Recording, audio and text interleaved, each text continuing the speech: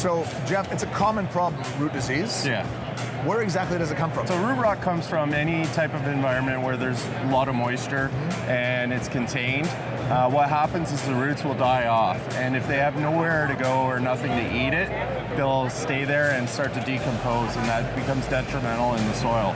So what the enzymes do is they actually eat that dead root matter, turn it into simple sugars. So root rot can be passed plant to plant. It can live within a plant. Yeah, so once you do get root rot, it's there in the plant. You can't get rid of it. Especially in hydroponics, where this is, I think, a great product, because if one plant is diseased in a recirculated hydroponic system, you're now passing that pathogen all the way through the system. Yeah, in that case, 100%. Yeah, you want to prevent that from happening. Yeah. So this is not only preventative, Yes. it's also a cure for if you have the problem. Exactly.